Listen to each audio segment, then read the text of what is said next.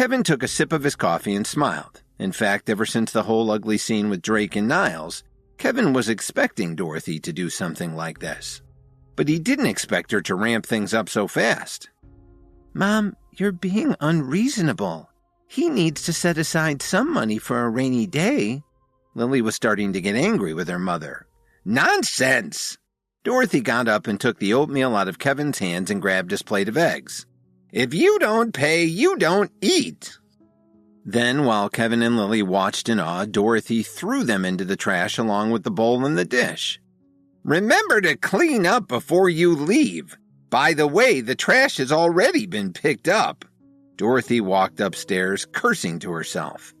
After her performance, Kevin could only shake his head helplessly. Lily turned to him and pouted. "Kevin?" "It's all right, Lily. Go ahead and eat, and I'll clean up. We don't want to be late for school," Kevin answered with a smile. An hour and a half later, Kevin entered the classroom just as the bell rang. Professor Murdock followed him in. As soon as he saw her, Kevin felt a little surprised. It had been a long time since she took the neutralization pill, but she looked like she was still okay. How could that be? Could my sources be wrong? Kevin frowned as he tried to figure out why Professor Murdock hadn't gotten any worse. As she looked around the classroom, Professor Murdock announced, "This morning we're going to have a study session to go over what we learned last week. Kevin, please come to the office with me." A lot of the students in the class were confused by this. Professor Murdock wanted to meet with Kevin alone?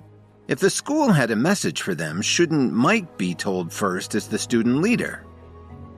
"Do you have any idea why the professor asked that loser to go to her office?" Luther whispered to Mike. "How the heck would I know?" Mike replied in frustration. "Kevin must be in some kind of trouble. Didn't you see the look on Professor Murdock's face just now? She's really upset," Lionel said loudly enough for the other students to hear him. "I think you're right. Kevin's just a troublemaker." Luther agreed with his friend. Then the other students in the class began to whisper to each other. Dalton couldn't stand to hear it. He slapped his hand so hard on his desk that he made an indentation in the shape of his hand. "Don't you guys have anything better to do all day? All you do is flap your tongues."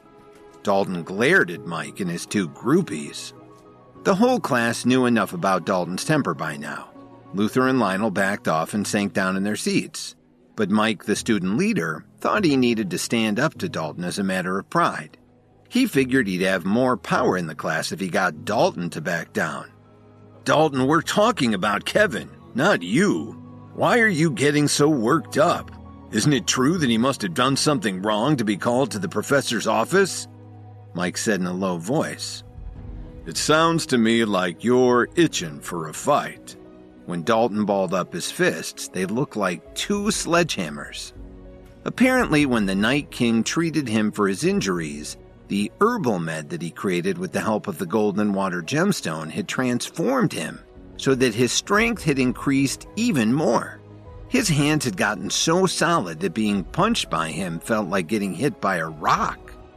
His classmates could see that there was something different about him, and, as beginners in their physical development, they knew they were no match for Dalton. "This is the last time I'll say it. If anyone says anything about Kevin in the future, I'll break their legs." Then Dalton snorted and went back to his reading. Meanwhile, Professor Murdock and Kevin were walking into her office. Kevin had learned enough by now to recognize that Professor Murdock had lost a lot of her progress. She seemed quite a bit weaker than before.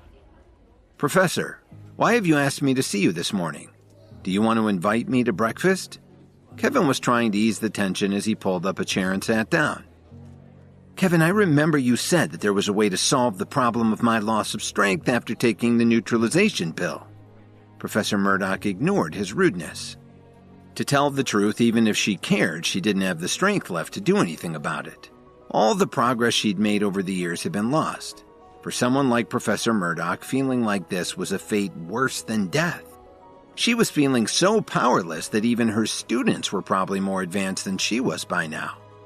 To keep anyone from noticing her loss of energy, Professor Murdock had been drinking tons of coffee and it was starting to wear her down.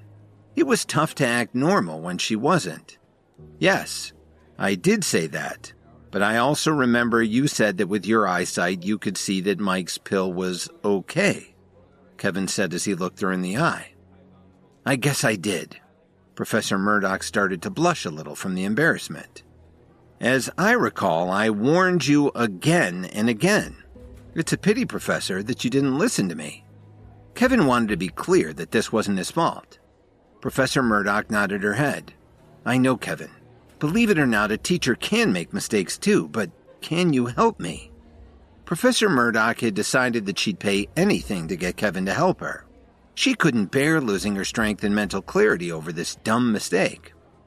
Well, Professor, I'm pretty busy these days. Can you give me some time to think about it? Kevin leaned back in his chair and shrugged his shoulders a couple of times. I don't know what's been going on lately. My shoulders are feeling so tight. If only someone could massage them for me. Kevin knew that Professor Murdock would understand what he was asking her to do. Sure enough, Professor Murdock stood up, clenched her teeth, and walked around her desk to stand behind Kevin's chair. Then she reached out her hands and started rubbing his shoulders. Yeah, keep it going. Don't stop, Kevin said with a look of enjoyment on his face. That feels great, Professor.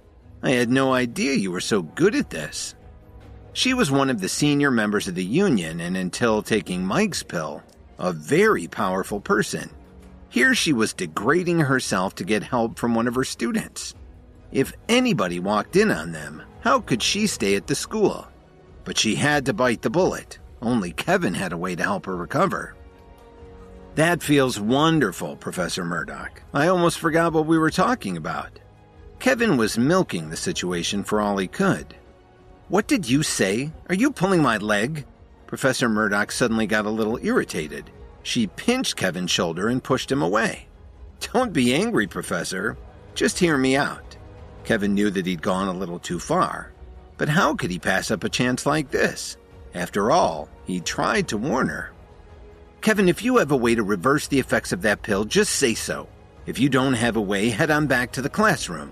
I'll have to find someone else, but I don't have a second to waste. Professor Murdock had never sounded as serious about anything in her life. Of course I have a way.